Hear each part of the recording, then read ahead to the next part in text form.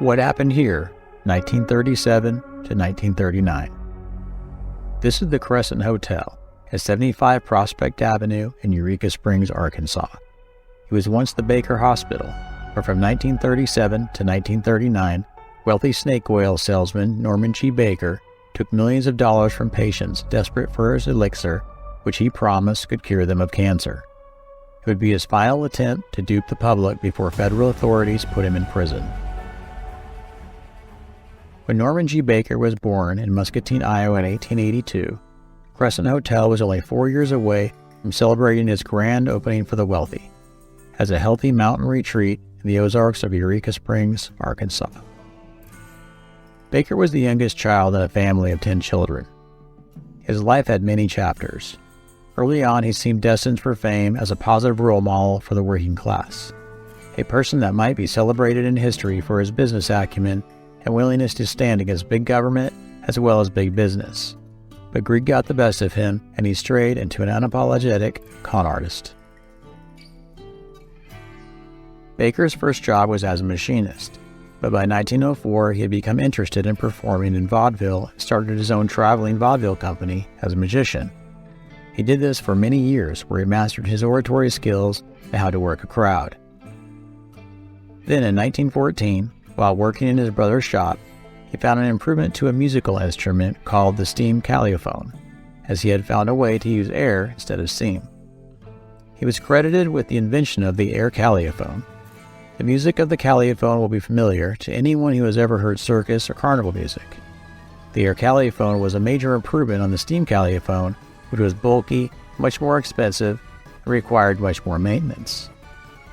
After 3 quick sales, for the equivalent of about $50,000 today, he quit the vaudeville business and in 1915 divorced his wife and started the Tangling Manufacturing Company to mass-produce the air calliophone.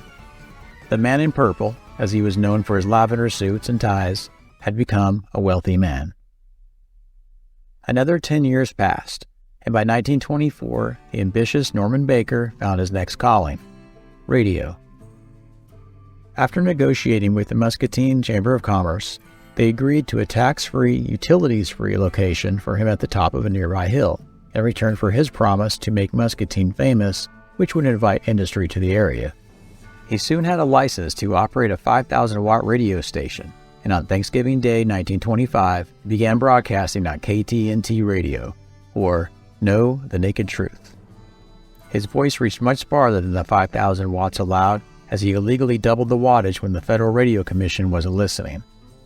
He became a radio demagogue, ranting against and making enemies with the quacks of the American Medical Association, big government, and big business, including pharmaceutical companies who were hiding the cure for cancer.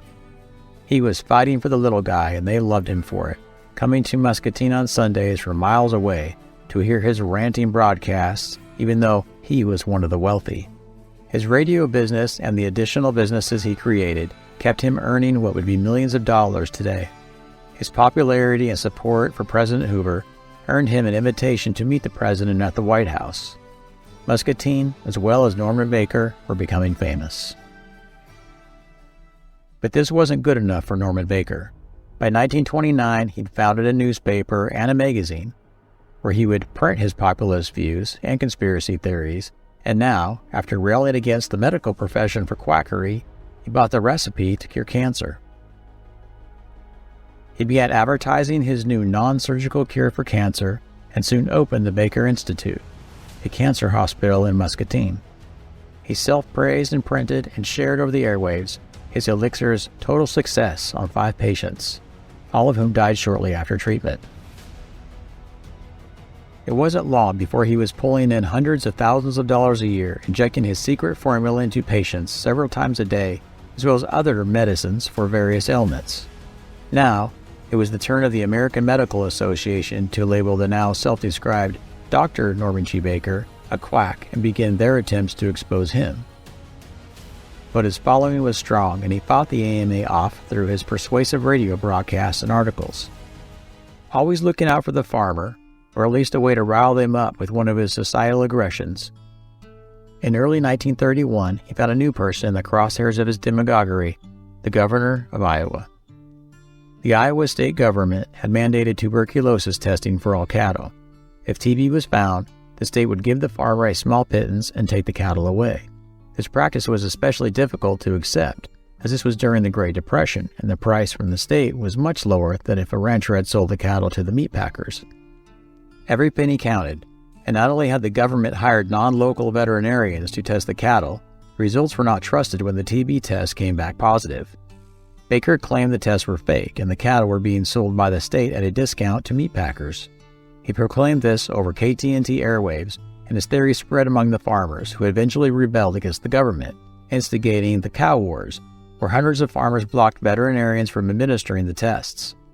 This resulted in the Iowa governor calling out 2,000 National Guardsmen to protect the veterinarians while enforcing the TB testing. This was the last straw for Baker, and by self-fulfilling prophecy, in 1931, a big government agency, the Federal Radio Commission, shut down KTNT for inciting the Cow Wars and his rallying against medicine while promoting his unproven cure for cancer. The next year, in 1932, displaying a complete lack of self-awareness, Baker sued the American Medical Association for libel after labeling him a charlatan and a quack, among other demeaning references to his character in relation to his claims of curing cancer. He lost his lawsuit. His next move was to run for governor. He lost. He then moved to Nuevo Laredo, Mexico, just over the Texas border. After a short time in Mexico, broadcasting his 100,000-watt radio station back over the U.S. border throughout Laredo, and selling his cancer potion to other desperate people, he returned to Iowa in 1936. He set up shop in Muscatine once again, and this time he ran for the U.S. Senate seat. His previous exploits were shared widely, and he was convicted of practicing medicine without a license. He hardly received any votes. So in 1937, the city of Muscatine and the state of Iowa saw the last of Norman Baker. It was time to move again, this time to an economically desperate little northern Arkansas town which, perfect for Dr. Norman Baker, was built on medical tourism. The Native Americans living in the area, which is now Eureka Springs, Arkansas, shared the springs with other tribes, even if they were at war with one another. It is believed that the spring waters held special properties to aid in the healing of any ailments. In 1865, during the United States Civil War, Dr. Alva Jackson treated soldiers at the springs. Following the war, many returned. Word spread and the town went through a late 1800s boom. But this was 1937, and a few years into the Great Depression. Not enough people could afford a visit to the springs. The local economy suffered greatly without the aches and pains and illnesses that may pass with time. However, cancer can't wait.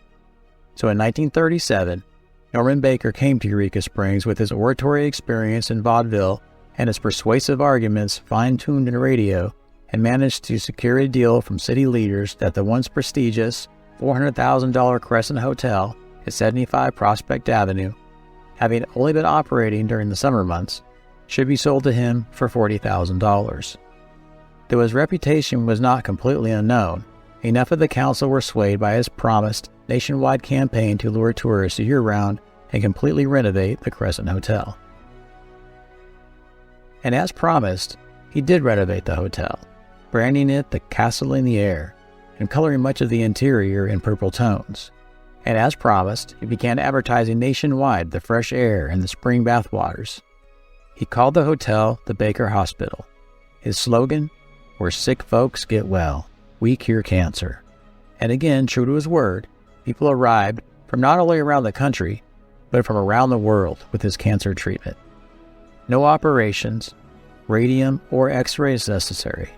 The radium and x-rays being two of the medical dangers he preached on his radio show. There is no certainty on how many people spent their life savings on Norman Baker's elixirs before they died, but the official number is 44.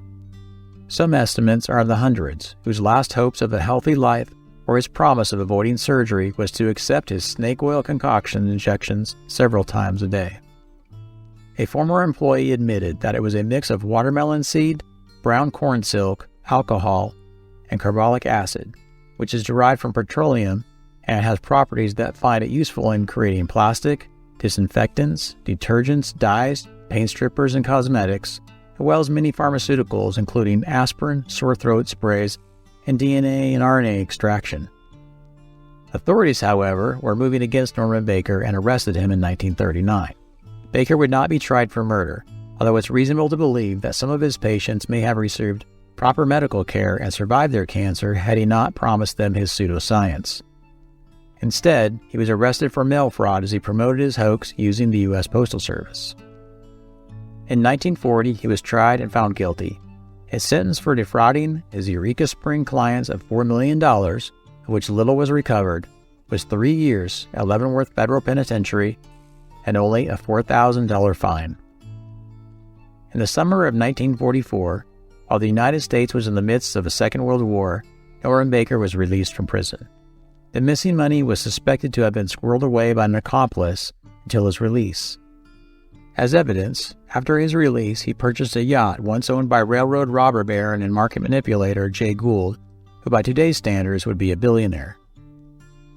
Norman Baker moved to Miami, Florida, where he lived financially comfortable until he died in 1958 at the age of 75. Always maintaining his innocence. And with his cause of death being liver cirrhosis, one may feel he has cheated justice once again, having fallen short of his cirrhosis becoming cancerous.